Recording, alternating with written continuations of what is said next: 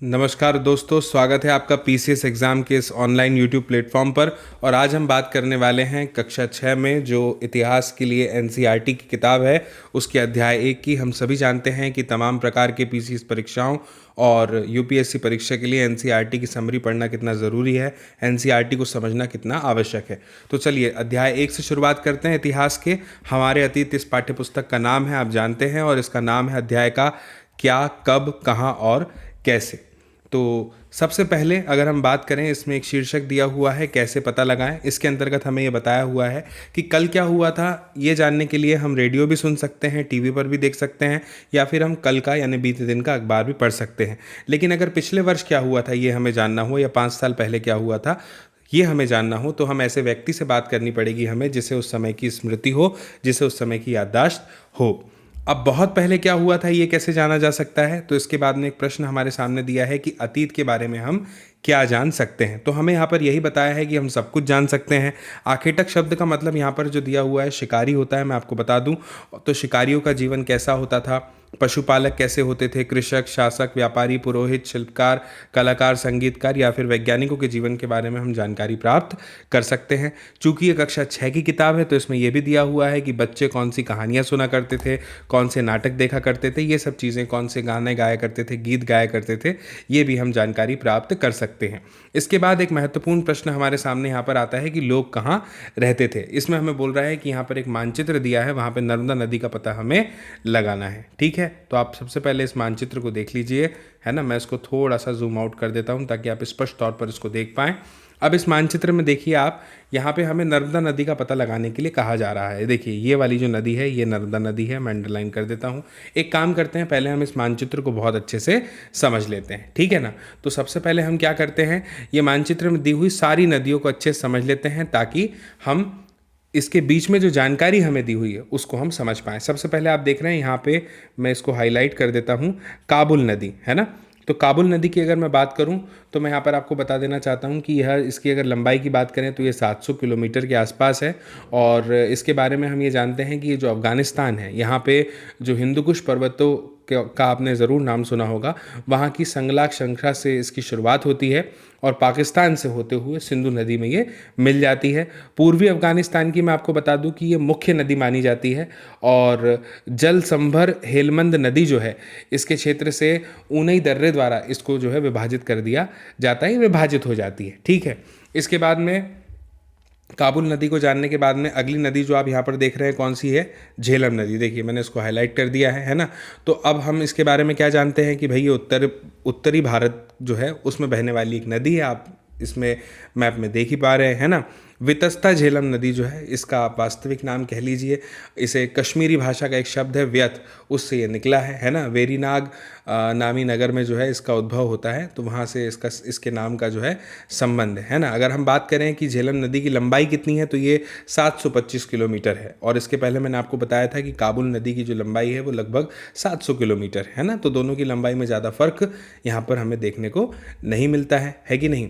अगर हम बात करें इसके उद्गम की, है ना, झेलम नदी के, तो ये शेषनाग झेलम नदी का जो उद्गम है ये जम्मू कश्मीर का जो शेषनाग या जिसे बेरीनाग भी कहा जाता है वहाँ से ये निकलती है। ठीक है, वुलर झील आपने नाम सुना होगा, वुलर झील का, उससे निकलने के बाद में जो मुजफ्फराबाद है वहाँ से मंगला तक के भारत पाक सीमा के समानांतर ये नदी जो है ये बहती है। ठीक है, इसके बाद में झेलम नदी के बाद में जो अगला नाम है वो कौन सा आपको यहाँ पर दिखाई दे रहा है, आप देख पा रहे हैं, चेनाब नदी का, है ना।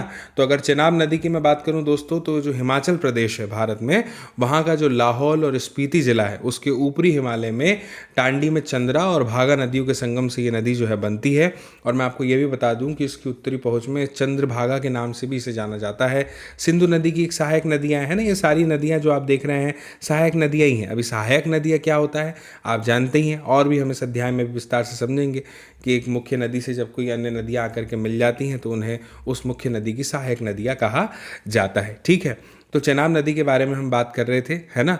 और मैं आपको बता दूं कि जम्मू और कश्मीर का जो जम्मू क्षेत्र कहलाता है, वहाँ से होकर के पंजाब, पाकिस्तान, इनके जो मैदानी इलाके हैं वहाँ पर आप इस नदी को, चेनाब नदी को बहते हुए देख सकते हैं, ठीक है। और इसके अलावा और क्या जानकारी दे सकते हैं हम? मुख्य जानकारी जो मुझे लगी थी इस नदी के बारे में मैंने आपको बता दी, है ना। बाकी कभी हम नदियों पर जब विशेष रूप से बात करेंगे तब हम विस्तार से इसको समझ लेंगे, ठीक है। इसके बाद में, क्योंकि क्या है, नदियों के बारे में जो जानकारी हमें समझनी होती है ना, बहुत सारी चीज़ें, नदियों के इतिहास, उनका भूगोल तो समझना ही होता है ना, और भी बहुत सारी चीज़ें होती है, ठीक है। इसके बाद में देखिए नीचे चेनाब नदी के नीचे लिखा हुआ है रावी नदी, है ना। तो अगर रावी नदी की बात करूं तो देख रहे हैं ये भी उत्तरी भारत में बहने वाली एक नदी है ना। ऋग्वेद का आपने नाम सुना होगा, सबसे प्राचीन वेद ऋग्वेद ही कहलाता है। तो ऋग्वेद कालीन नाम जो है इसका वो परुष्णी है, इसको परुष्णी के नाम से जो है ऋग्वेद में संबोधित किया गया है। मैं आपको बता दूं कि कई बार ना इसे लाहौर नदी के नाम से भी जाना जाता है। देखिए नाम आप मुख्य रूप से याद रखेंगे। एक अच्छे विद्यार्थी की पहचान यही होती है कि वो अपने साथ में कॉपी पेन लेकर के बैठे। सारी चीज़ें संभव नहीं है कि मैं आपको स्क्रीन पर लिख करके बता पाऊँ, है ना। अब सब कुछ तो लिखा नहीं जा सकता, समझाने के दृष्टिकोण से मैं आपको बहुत सारी चीज़ें बता देता हूँ। तो आप जो है चूँकि वीडियो में ही हैं तो आप इसे लिख लीजिए, बेहतरी इसी में है ताकि आपको ये लंबे समय तक के याद रहे। तो ऋग्वेद कालीन नाम क्या बताया मैंने आपको? रावी नदी का, परुष्णी। और लाहौर नदी के नाम से भी किस नदी को जाना जाता है? रावी नदी को ही जाना जाता है ना। अमृतसर का नाम आपने सुना होगा, अमृतसर और गुरदासपुर, उसकी सीमा को बनाने वाली नदी यही कहलाती है रावी नदी, ठीक है ना। सिंधु के सहायक पंच जो नदियां हैं, पंचनद जिसे कहा जाता है, उसमें ये सबसे छोटी नदी है। बहुत इंपॉर्टेंट पॉइंट है, आप इसको ज़रूर नोट डाउन कर लीजिएगा, ठीक है ना। इसके अलावा एक ऐतिहासिक बिंदु आप नोट करना चाहें तो ये लिख सकते हैं कि 1960 का जब समय था तो उसमें जो सिंधु जल संधि हुई थी उसके तहत रावी और दो अन्य नदियों का पानी जो है भारत को आवंटित किया गया था, ठीक है। सिंधु बेसिन प्रोजेक्ट का नाम आपने सुना होगा, जो पाकिस्तान में विकसित किया गया था। तो रावी को फिर से भरने के लिए सिंधु प्रणाली की जो पश्चिम नदियाँ थी उन्हीं से पानी जो है वो उस समय स्थानांतरित किया गया था। इसके बाद में अब हमने रावी नदी की जानकारी ले ली। इसके बाद में देखिए कौन सी नदी लिखी हुई है रावी नदी के बाद में, आप देखेंगे सतलुज नदी, ठीक है ना। इसी के नीचे लिखी है सतलुज नदी। तो सतलुज नदी को भी आप देख रहे हैं कि ये भी कहाँ पर स्थित है, आप देख पा रहे हैं उत्तरी भारत में, है ना। तो ये एक सदा नीरा नदी कहलाती है। पौराणिक नाम की अगर मैं इसकी बात करूं तो वो शतुर्दी है ना। आप लिख सकते हैं शतुर्दी इसका पौराणिक नाम है। और अगर हम इसकी लंबाई की बात करें तो पंजाब में बहने वाली जो 5 नदियों का अभी हम जिक्र कर रहे हैं, पंचनद का जिसमें हमने नाम दिया था, उसमें सबसे लंबी नदी जो है वो यही कहलाती है, ठीक है ना। सबसे अधिक इसकी लंबाई मानी जाती है दोस्तों। और मैंने अभी आपको बताया था कि सबसे कम जो है वो रावी की लंबाई है, सबसे अधिक किसकी है? सतलुज नदी की, ठीक है। और कौन सी जानकारी है जो मैं आपको इसमें दे सकता हूँ? ये पाकिस्तान से होकर के बहती है ना। अगर हम इसके उद्गम की बात करें तो दक्षिण पश्चिम तिब्बत में समुद्र तल से जो है इसकी ऊंचाई 4600 मीटर की है ना। ये चीज़ आप नोट डाउन कर सकते हैं। इसका उद्गम जो है वो मानसरोवर के निकट राक्षसताल से होकर के होता है ना। इसका उद्गम वहाँ से राक्षसताल से होता है। और इसका स्थानीय नाम जो है अगर उसकी हम बात करें तो वो लोकचेन खंबाव है, ठीक है। थोड़ा सा अजीब नाम है पर हाँ यही नाम है इसका, ठीक है। अब हमने सतलुज नदी की भी बात कर ली है। तो इसके बाद में अच्छा देखिए, आप साइड में एक और नदी आपको दिखाई दे रही होगी, मैं हाईलाइट करता हूँ, व्यास नदी, है ना। तो अगर हम व्यास नदी की बात करें दोस्तों तो मैं यहाँ पर आपको बता देना चाहता हूँ कि पंजाब जो है हिमाचल में बहने वाली एक प्रमुख नदी है, पंजाब हिमाचल में। और इसकी लंबाई जो है वो 460 किलोमीटर के आसपास है, आप कह सकते हैं, लिख लीजिएगा 460 किलोमीटर इसकी लंबाई है। और जो प्रमुख 5 नदियां हैं उसी में से ये एक है ना। ऋग्वेद में इसका उल्लेख केवल एक बार किया जाता है, ये भी आप याद रख सकते हैं। भाई प्रश्न आ सकता है कि ऋग्वेद में कौन सी नदी का उल्लेख सिर्फ एक बार किया गया है। उसमें अगर विकल्प दिए गए ऐसे जिनमें और नदियों का नाम के साथ में इसका भी नाम दिया हो ब्यास नदी का और बाकी नहीं आते हैं तो इस पर आप टिक कर सकते हैं, ठीक है ना। शतुद्री या सतलुज या बिपाशा एक साथ इसी के साथ इसका उल्लेख हमें देखने को उसमें मिल जाता है, ठीक है ना। तो चलिए, इसका हालांकि इसका जो पुराना नाम है ब्यास नदी का वो बिपाशा भी था, आप याद रखिएगा। अर्जिकिया भी इसी का नाम था, है ना। कुल्लू में व्यास कुंड से जो है ये निकलती है। व्यास कुंड की अगर हम बात करें तो पीर पांचाल पर्वत श्रृंखला में स्थित रोहतांग दर्रे के अंतर्गत ये आता है, ठीक है। अब देखिए ये सभी किसकी सहायक नदियां हैं? आप स्पष्ट तौर पर देख पा रहे होंगे कि ये सभी सहायक नदियां हैं किसकी? सिंधु नदी की, है ना। तो सिंधु नदी की अगर मैं बात करूं तो एशिया की सबसे लंबी नदियों में से एक अगर कोई नदी मानी जाती है तो वो कौन सी मानी जाती है? सिंधु नदी मानी जाती है। और पाकिस्तान, भारत, चीन, है ना, इसके माध्यम से जो है ये नदी पूरी बहती है। इन क्षेत्रों का जो मैंने अभी नाम लिया, अगर मैं बात करूं कि इसका उद्गम स्थल क्या है, तो तिब्बत का जो मानसरोवर है उसके पास में, उसी के बहुत निकट में सिनका बाब नामक एक जलधारा है, वो इसका उद्गम माना जाता है। अगर मैं इसकी लंबाई की बात करूं तो 3610 किलोमीटर के आसपास दोस्तों इसकी लंबाई है ना। और ये जो नदी है तिब्बत और कश्मीर के बीच में बहती है, आप ऐसा कह सकते हैं।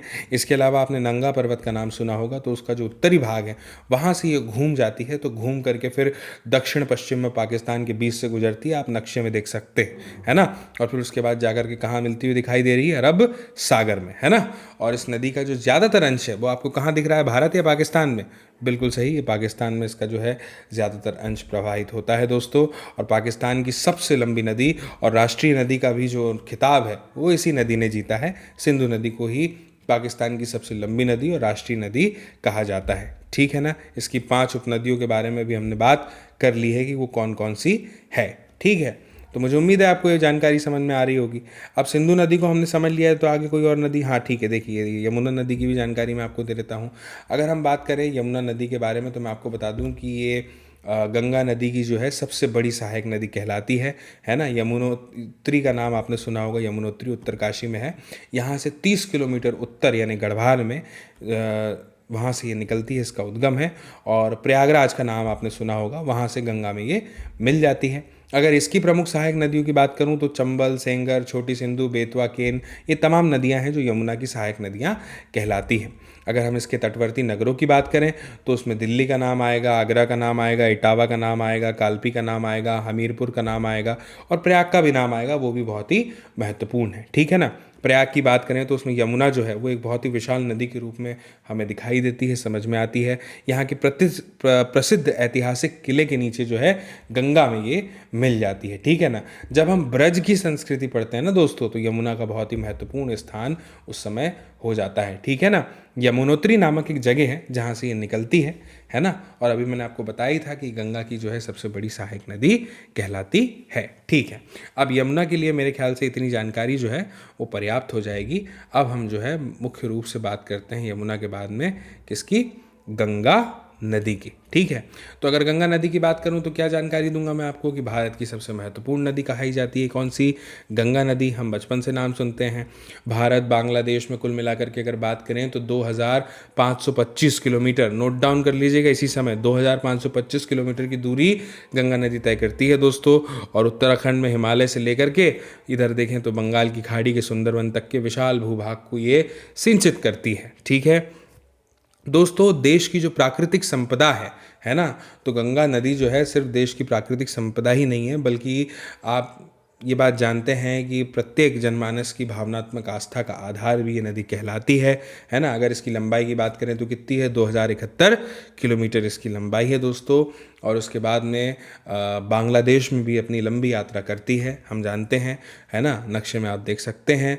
और उसके बाद में सहायक नदियों के साथ 10 लाख वर्ग किलोमीटर के क्षेत्रफल के बहुत बड़े विशाल उपजाऊ मैदान की रचना जो है गंगा नदी करती है, ठीक है ना दोस्तों। भारत की सबसे बड़ी जो आप कह लीजिए कि उत्तरायण गंगा है ना, बिहार के भागलपुर से होते हुए एक ज़िले में प्रवेश करती है जिसका नाम है कटिहार जिला, ठीक है ना। तो अब मुझे उम्मीद है कि आपको ये जानकारी पसंद आई होगी, है ना। तो गंगा नदी के बारे में मेरे ख्याल से बहुत सारी जानकारी दी जा सकती है, लेकिन इस अध्याय के मान से इतनी जानकारी अभी फ़िलहाल के लिए पर्याप्त है, ठीक है। अब हमने गंगा नदी की बात कर ली, तो उसी के ठीक नीचे आप देख पा रहे हैं क्या, सोन नदी लिखा हुआ है, तो सोन नदी की भी बात कर लेते हैं। तो दोस्तों सोन नदी जो है आप देख रहे हैं नक्शे में, भारत के एकदम मध्य भाग में आपको दिखाई दे रही है, तो मध्य भाग में बहने वाली नदी है ये। और सोनभद्र शिला के नाम से भी इस नदी को जाना जाता है, सोन नदी को। और मैं आपको बता दूं, अभी हमने यमुना नदी के बारे में पढ़ा था, तो यमुना नदी के बाद में गंगा नदी की दक्षिणी उपनदियों में सबसे बड़ी नदी अगर कोई है तो वो सोन नदी ही कहलाती है। मैं बार बार कह रहा हूँ, सारी चीज़ें नोट करते हुए चलिएगा। मध्य प्रदेश का जो अनूपपुर जिला है, आपने नाम सुना होगा, उसमें अमरकंटक के पास में जो है ये नदी उत्पन्न होती है। और विंध्याचल पहाड़ियों में नर्मदा नदी का जो स्रोत स्थल है उसके पूर्व में ये नदी स्थित है दोस्तों। और मैं आपको ये भी बता देना चाहता हूँ कि उत्तर प्रदेश और झारखंड की जब बात होती है तो उन राज्यों से गुजरती है ये नदी। और बिहार के पटना जिले में, पटना जिले का नाम सुना है ना, पाटलिपुत्र बहुत प्रसिद्ध है, हम कई बार इतिहास पढ़ते हैं एनसीईआरटी में पाटलिपुत्र का। तो बिहार के पटना जिले में गंगा नदी में ये जाकर के फिर मिल जाती है, घुल जाती है, विलय हो जाती है। ठीक है, समझ गए आप। इतनी जानकारी सोन नदी के मान से पर्याप्त है। अब अंततः बात कर लेते हैं नर्मदा नदी की। अंततः शब्द मुझे नहीं कहना चाहिए क्योंकि नदियाँ और भी हैं, एक बार उन सबको हम देख लेते हैं। तो नर्मदा नदी की हम बात करते हैं। तो नर्मदा नदी की अगर मैं बात करूं तो इसे रेवा नदी के नाम से भी जाना जाता है। आप तो जानते हैं मध्य भारत की नदी कहलाती है और भारतीय उपमहाद्वीप की 5वीं सबसे लंबी नदी कहलाती है। ये जो जानकारी मैं भी आपको दे रहा हूँ ना कि ये भारतीय उपमहाद्वीप की 5वीं सबसे लंबी नदी है, तो मैं ऐसा मान लेता हूँ कि आप इस चीज़ को नोट कर रहे होंगे, है ना। और गोदावरी नदी और कृष्णा नदी का नाम तो आपने सुना ही होगा। इन दोनों नदियों के बाद, गोदावरी नदी और कृष्णा नदी के बाद में दोस्तों याद रखिएगा, बहुत ध्यान से सुनिएगा, भारत के अंदर बहने वाली सबसे लंबी तीसरी नदी अगर कोई है तो वो नर्मदा नदी है। गोदावरी और कृष्णा नदी के बाद में भारत के अंदर बहने वाली तीसरी सबसे लंबी नदी कहलाती है। कौन सी नदी? नर्मदा नदी। दोस्तों आपने मध्य प्रदेश राज्य का नाम सुना होगा, देखा होगा, पढ़ा होगा, समझा होगा। तो मध्य प्रदेश राज्य जो है, इसके विशाल योगदान के कारण मध्य प्रदेश की जीवन रेखा के नाम से भी अगर कोई नदी जानी जाती है तो वो नर्मदा नदी ही जानी जाती है। मैं आपको ये भी बता दूं कि उत्तर और दक्षिण भारत के बीच में पारंपरिक सीमा की तरह कार्य करने वाली कोई नदी है तो वो कौन सी है? नर्मदा नदी है। ठीक है, इतनी जानकारी नर्मदा नदी के बारे में इस अध्याय के मान से पर्याप्त है दोस्तों। अब हम बात कर लेते हैं इसी के बाद, ठीक, कौन सी नदी? ताप्ती नदी की बात कर लेते हैं। तो अगर ताप्ती नदी की बात करें तो मैं आपको बता दूं कि इसको संस्कृत में तापी नदी कहा जाता है। मराठी में भी संस्कृत की तरह तापी नदी ही कहते हैं। अगर बात करें तो ये पश्चिम भारत में, जैसा कि आप अभी नक्शे पर देख रहे होंगे, ये पश्चिम भारत की सबसे ज़्यादा महत्वपूर्ण नदी मानी जाती है ना। प्रसिद्ध नदी है, बहुत ही पॉपुलर है। मध्य प्रदेश राज्य का जो एक ज़िला है, बैतूल ज़िला, है ना, उसके मुल्ताई से निकल करके ये आप देख रहे हैं, इसके ऊपर क्या लिखा हुआ है? सतपुड़ा, है ना। तो सतपुड़ा पर्वत प्रक्षेपों के मध्य की पश्चिम की ओर ये बहती है और फिर महाराष्ट्र का जो खानदेश है वहाँ के पठार और सूरत के मैदान को पार करती है और गुजरात में स्थित है क्या? खंबात की खाड़ी, है ना। वहाँ से होते हुए फिर ये कहाँ चली जाती है? आप देख पा रहे हैं, अरब सागर में ये चली जाती है। ठीक है, अगर बात करें कि ताप्ती नदी का उद्गम स्थल क्या है तो इसका उद्गम स्थल है मुल्ताई। ठीक है ना। भारत की जब हम मुख्य नदियों की बात करते हैं तो एक बात हम ये भी करते हैं कि पूर्व से पश्चिम की ओर कौन कौन सी नदियाँ बहती हैं। तो जब पूर्व से पश्चिम की ओर बहने वाली नदियों की बात करते हैं तो मुख्य नदियों में नाम आता है नर्मदा नदी का, और इसके अलावा एक और नाम आता है माही नदी का, और इसका भी नाम आता है ताप्ती नदी का। ठीक है, चलिए अब इसके बाद में हम आगे बढ़ते हैं। अब हमने ये भी देख लिया कि ताप्ती नदी क्या है, क्यों है, कैसे है, इसके बारे में थोड़ी जानकारी हमने जान ली। और नीचे क्या लिखा है? हाँ, गोदावरी नदी। तो गोदावरी नदी की बात कर लेते हैं। अगर गोदावरी नदी की मैं बात करूं तो आप जानते हैं, जैसा कि नक्शे में दिख रहा है, उत्तर भारत में है कि मध्य भारत में है? ये नदी दक्षिण भारत में है। दक्षिण भारत की एक प्रमुख नदी कहलाती है गोदावरी नदी, और दूसरी प्रायद्वीपीय नदियों में सबसे बड़ी नदी भी जो है वो यही नदी कहलाती है ना। इसे मैं आपको बता दूं कि अगर आपने नाम सुना होगा ना दक्षिण गंगा, तो दक्षिण की गंगा जो है गोदावरी को कहा जाता है दोस्तों।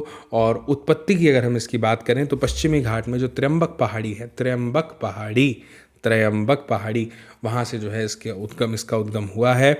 महाराष्ट्र का जो एक ज़िला पड़ता है, महाराष्ट्र में नासिक ज़िला कहलाता है, तो वहाँ से ये निकलती है दोस्तों। अगर इसकी लंबाई की बात करूँ तो 1465 किलोमीटर के आसपास इसकी लंबाई है लगभग, आप नोट कर सकते हैं। ठीक है दोस्तों, गोदावरी की जो उपनदियां हैं ना, उनमें प्रमुख नाम आता है कौन सा? मंजीरा नदी का, प्राणहिता नदी का, इंद्रावती नदी का, वगैरह वगैरह। ठीक है, अब इतनी जानकारी गोदावरी नदी के बारे में पर्याप्त है मेरे ख्याल से। अब गोदावरी नदी के बाद अगर हम नीचे देखें तो नदी का नाम आता है कृष्णा नदी, है ना। ठीक है, एक ना प्रॉपर वीडियो बनाएंगे हम नदियों के बारे में, जिसमें मैं आपको पूरी जानकारी नदियों की दूंगा। फिलहाल थोड़ी बहुत जानकारी अभी मैं दे रहा हूँ, मुझे ऐसा लगता है कि इससे नक्शे को समझने में आसानी मिल जाएगी और थोड़ी बहुत जानकारी रहेगी, तो एक परिचय के तौर पे आप इसे याद रखें। मेरा बस यही उद्देश्य है ना, आपको एक ही वीडियो में इंटेलिजेंट बनाने का, बहुत ज़्यादा ज्ञानवान बनाने का और समस्त नदियों की जानकारी देने का, ऐसा मेरा कोई उद्देश्य नहीं है दोस्तों। मैं बस ये चाहता हूँ कि आप थोड़ी बहुत जानकारी, बेसिक जानकारी हमें पता होनी चाहिए, चूँकि हम तैयारी कर रहे हैं, है ना, एक ऐसी परीक्षा की जो बहुत ही प्रतिष्ठित परीक्षा कहलाती है ना। परीक्षा में पास होने के बाद में जो पद आपको प्राप्त होता है वो भी बहुत जिम्मेदारी वाला पद होता है ना। तो हमें कुछ महत्वपूर्ण जानकारियाँ तो हमेशा पता होनी चाहिए। फिलहाल कृष्णा नदी की बात कर रहे थे, तो भारत में बहने वाली एक नदी है और पश्चिमी घाट का पर्वत है महाबलेश्वर, वहाँ से निकलती है दोस्तों। लंबाई की बात करें तो 1400 किलोमीटर इसकी लंबाई है, आप नोट कर सकते हैं, है ना। कहाँ कहाँ से होकर के बह रही है, तो जैसा कि आप नक्शे में देख रहे हैं, मैं देख पा रहा हूँ महाराष्ट्र, कर्नाटक, तेलंगाना, आंध्र प्रदेश और फिर बंगाल की खाड़ी, ठीक है ना। तो ये जानकारी हम कृष्णा नदी के बारे में यहाँ पर लिख सकते हैं, ठीक है। अब कृष्णा नदी के बाद में एक और नाम आपको दिखाई दे रहा है तुंगभद्रा नदी का। तो ये भी आप देख रहे हैं दक्षिण भारत में बह रही है, पवित्र नदी मानी जाती है। आपने सुना होगा एक कथा होती है सत्यनारायण भगवान की कथा हिंदू धर्म में, तो उसमें इस नदी का जिक्र जो है वो आता है ना। कर्नाटक और आंध्र प्रदेश में बहती है ये। आंध्र प्रदेश में एक बड़ी नदी जो है कृष्णा नदी, उसमें जाकर के ये फिर मिल जाती है ना। रामायण में दोस्तों पंपा के नाम से जिस नदी का जिक्र किया गया है वो तुंगभद्रा ही नदी है, और इसका जन्म जो है वो तुंगा और भद्रा नदियों के मिलने से हुआ है। दैट्स वाई हम इसको तुंगभद्रा नदी कहते हैं। पश्चिमी घाट के पूर्व ढाल से होकर के ये बहती है, ठीक है। इसके बाद में अब हमने तुंगभद्रा नदी की बात कर ली है, तो इसके बाद में हमें नाम दिखाई दे रहा है पेन्नार नदी का। तो पेन्नार नदी के बारे में ज़्यादा जानकारी अभी फ़िलहाल में मेरे पास नहीं है, मुझे जानकारी बस इतना ही मैं जानता हूँ कि पेन्नार जो है ये भारत का जो कर्नाटक और आंध्र प्रदेश है, इन राज्यों में बहने वाली एक नदी है दोस्तों। और कर्नाटक में एक ज़िले का नाम आता है जिसका नाम है चिक्कबल्लापुर ज़िला, चिक्कबल्लापुर ज़िला, है ना। तो वहाँ पे जो नंदी पहाड़ियाँ हैं, आपने ज़रूर नाम सुना होगा, वहाँ से उत्पन्न होने वाली ये नदी कहलाती है, ठीक है। तो चलिए अब हम आगे बढ़ते हैं और इसके बाद में और नदी कौन सी है, कावेरी नदी को देख लेते हैं, है ना। तो कावेरी नदी के बारे में हम क्या जानते हैं कि कर्नाटक और उत्तरी तमिलनाडु, आप दोनों ही नाम आपने सुने होंगे, कर्नाटक और तमिलनाडु, उनमें बहने वाली एक ये नदी है ना। ये भी सदा नीरा नदी कहलाती है ना, हमेशा भरी रहती है। और इसके बाद में पश्चिमी घाट का एक पर्वत है ब्रह्मगिरी, आप तो जानते ही होंगे, वहाँ से ये निकली है। लंबाई इसकी 760 किलोमीटर है, 760, ठीक है ना।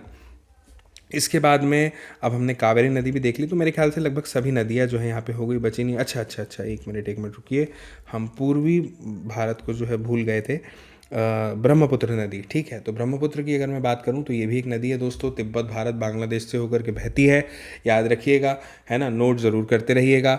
और इसका उद्गम जो है वो हिमालय के उत्तर में तिब्बत के पुरंग जिले में स्थित माना जाता है दोस्तों। मानसरोवर झील के निकट है ये।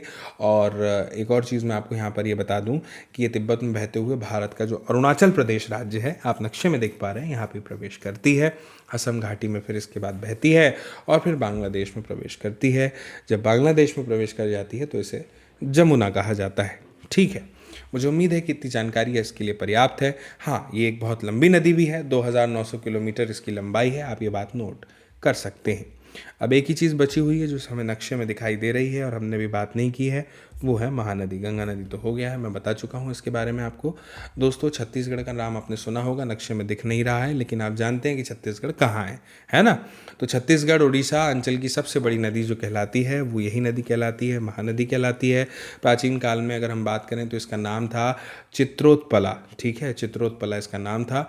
महानंदा, नीलोत्पला, ये भी इसी के नाम है, ठीक है ना। अगर मैं इसके उद्गम की बात करूं तो रायपुर के पास ही में एक ज़िला पड़ता है जिसका नाम है धमतरी।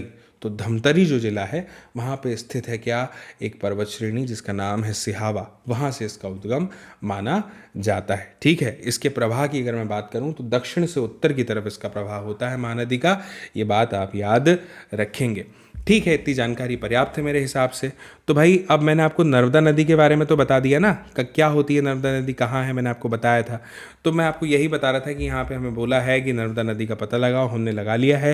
तो कई लाख वर्ष पहले से, आप याद रखिएगा, कई लाख वर्ष पहले से जो है नर्मदा नदी के तट पर ना बहुत सारे लोग रह रहे थे। अच्छा, इनमें से जो आरंभिक लोग थे यहाँ पे ये बताया गया है, इनकी अगर हम बात करें तो ये बहुत ही कुशल संग्राहक थे। भाई आसपास के जंगलों की विशाल संपदा से तो भली भांति परिचित होंगे, क्यों होंगे, क्योंकि वहीं रह रहे थे, वहीं की जानकारी थी इनको। अब भोजन करने की अगर बात आती है तो उसके लिए जड़, फल, जंगल के जितने भी उत्पाद हैं, तो उन सभी उत्पादों का संग्रह ये लोग किया करते थे।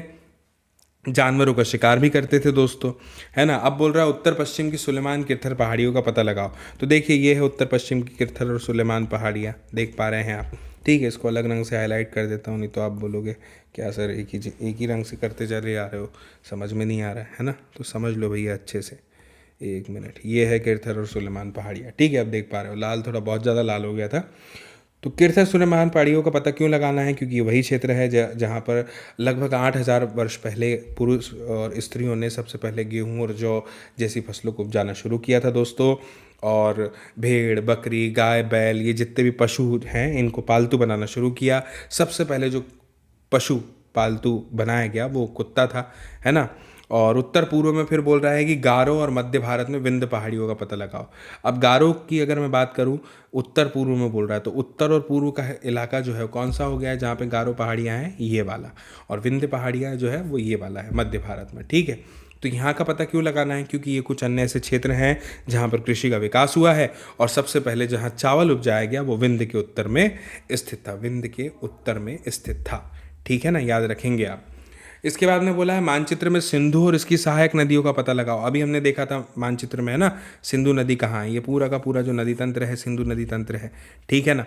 तो सहायक नदियाँ किन्हें कहते हैं, बताया जा रहा है कि बड़ी नदी में जब नदियाँ मिल जाती हैं तो सहायक नदियाँ कहलाती हैं।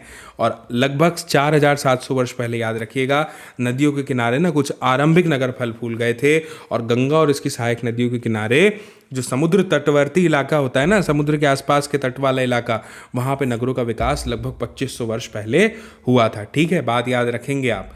और गंगा नदी के बारे में अभी हमने जानकारी देखी थी, तो इसके दक्षिण में नदियों के आसपास का जो क्षेत्र है उसको प्राचीन काल में कहा जाता था मगध, जो वर्तमान में बिहार है, वह बिहार में है, ठीक है ना। तो इसके जो शासक थे उस समय बहुत ही शक्तिशाली होते थे। क्यों होते थे शक्तिशाली, आप जानते होंगे भाई, उन्होंने एक विशाल राज्य जो स्थापित किया था, भौगोलिक परिस्थितियां बहुत अच्छी थी, है ना। और देश के अन्य हिस्सों में भी ऐसे राज्यों की स्थापना की गई थी, ऐसा नहीं है कि सिर्फ यही एक राज्य था।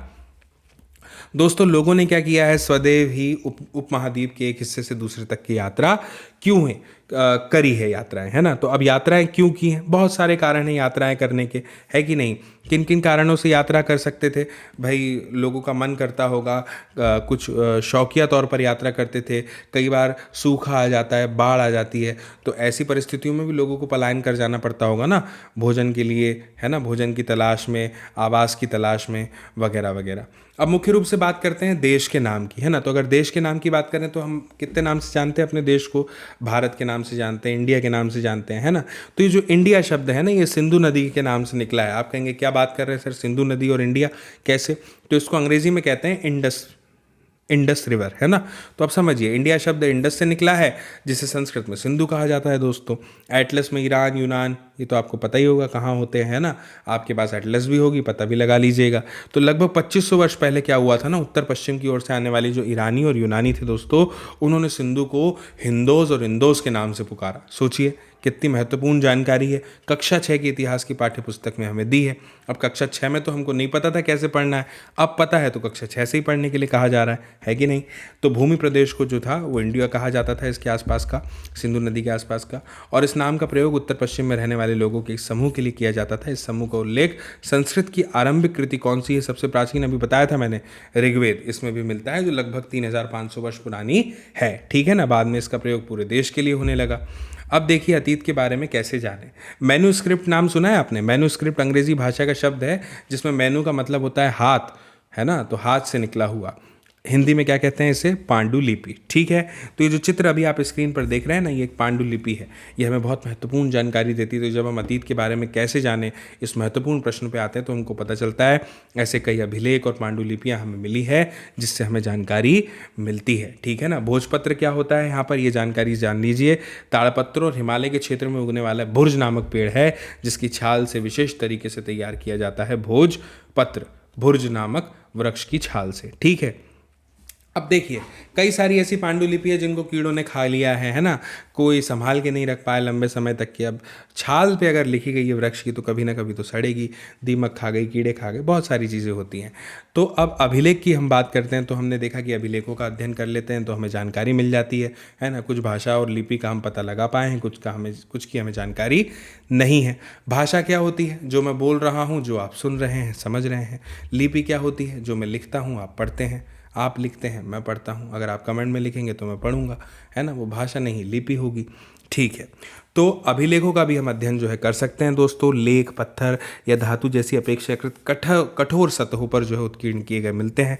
कभी कभी क्या होता था, जो राजा महाराजा लोग होते थे ना, वो अपने आदेशों को इस तरह से उत्कीर्ण करवाते थे ताकि लोग जो है ना उन्हें देखें, पढ़ें और क्या करें, उनका पालन करें। ठीक है ना। अन्य प्रकार के अभिलेख भी मिलते हैं जिनमें राजा रानियों के सहित अन्य स्त्री पुरुषों ने भी अपने कार्यों का विवरण उस समय उत्कीर्ण करवाया है। अब उदाहरण के लिए देखिए, आप प्राय शासक जो हैं वो उनकी लड़ाई होती थी तो उसमें जो जीत प्राप्त करते थे उसका लेखा जोखा भी इसमें रखते हैं। चित्र आप देख पा रहे हैं, ये लगभग 2200 वर्ष पुराना एक अभिलेख है जो वर्तमान में अफगानिस्तान के कंधार से प्राप्त हुआ है दोस्तों। और इस अभिलेख को अशोक नामक शासक के आदेश पर उत्कीर्ण करवाया गया था। और इस शासक के विषय में अध्याय 8 में और जानकारी मिलेगी, है ना। जब हम जाएंगे तब हम देखेंगे अध्याय 8 में क्या जानकारी है। कुछ लिखते हैं ना जब हम, तब किसी लिपि का प्रयोग करते हैं, याद रखिएगा, बार बार आपको बता रहा हूँ। अब देखिए, ये महत्वपूर्ण चित्र जो आपको अभी अपनी स्क्रीन पर दिखाई दे रहे हैं, ये एक मटका है दोस्तों, प्राचीन नगर से प्राप्त पात्र है। इस तरह के पात्रों का प्रयोग 4700 वर्ष पहले होता था। यहाँ जो आपको ये दो चित्र दिख रहे हैं, ये सिक्का है, चांदी का पुराना सिक्का है। इन सिक्कों का प्रयोग 2500 वर्ष पहले होता था, है ना। आज जो हम सिक्के यूज़ करते हैं वो इससे बहुत भिन्न है, आप देख पा रहे हैं, है कि नहीं दोस्तों। जो पुरातत्वविद होते हैं ना, जो इतिहास का पता लगाते हैं, ये जानवर, चिड़िया, मछलियाँ, इनकी हड्डियों को भी ढूंढते हैं। क्यों ढूंढते हैं? उससे उन्हें जानने में मदद मिल जाती है कि अतीत में लोग क्या खाते थे, वनस्पतियों के अवशेष कैसे मुश्किल से बच गए, है ना। तो वो ढूंढ लेते हैं, इससे हमें पता चलता है उस समय के रहन सहन के बारे में, है ना। अन्न का दाना, लकड़ी का टुकड़ा अगर जल जाए तो जले हुए रूप में वो फिर बचे रहते हैं लंबे समय तक के लिए। छोटी सी जानकारी ये और दी हुई है कि पांडुलिपि और अभिलेख जो होते हैं, ये पुरातत्व से ज्ञात जानकारियों के लिए इतिहासकार जो हैं वो स्रोत शब्द का प्रयोग करते हैं। ठीक है, बहुत इंटरेस्टिंग और अच्छी जानकारी हमें कक्षा 6 की इतिहास की किताब में जानने को मिलती है। इसके बाद में देखिए कितना अच्छा प्रश्न है, अतीत एक या अनेक। इससे हमें ये पता चल जाता है पढ़ने से कि इस पाठ्य पुस्तक का नाम हमने हमारा अतीत नहीं रखा बल्कि हमारे अतीत रखा है, क्योंकि इतिहास सबका है ना। राजा का भी है और एक पशुपालक का भी है, किसान का भी है, खाद्य संग्राहक का भी है, आखेटक यानी शिकारी का भी है, और सबके अलग अलग इतिहास है। इसलिए हमारे अतीत कहते हैं, ना कि हमारा अतीत कहलाता है। यही जानकारी इसमें दी हुई है। देखिए लिखा हुआ है कि शिकारी, मछुआरे, संग्राहक, कृषि, पशुपालक, ये आम आदमी अब तो अपने लेखा जोखा रखेंगे नहीं इतिहास। अब जो राजा है वही लिखवाएगा अपनी जीत की कहानी, तो उसमें वो क्यों लिखेगा किसी संग्राहक के बारे में, मछुआरे के बारे में, शिकारी के बारे में। और जो आम लोग होते हैं वो अपने जीवन में बड़े व्यस्त होते हैं अपने रोज़मर्रा के काम में, क्योंकि उसी से उनका घर चलता है, पेट भरता है, तो उनके पास इतना समय नहीं है कि वो अपनी जीवन की कथा को लिखे, है ना। तो ऐसा हमें उस समय जानकारी, ख़ास तौर पे जो उसके लिए हमें चीज़ों पर निर्भर रहना पड़ता है कि भाई पात्र जो मिला उससे जानकारी मिल जाती है कि किस तरह के पात्रों का उपयोग करते थे, कैसा जीवन उस समय जीते होंगे, है ना। अब एक और महत्वपूर्ण शीर्षक है तिथियों का मतलब क्या होता है। ठीक है, तो आपने सुना होगा BCE शब्द के बारे में, है ना। BCE इसका मतलब होता है बिफोर कॉमन एरा, है ना। CE का मतलब क्या होता है? Common era.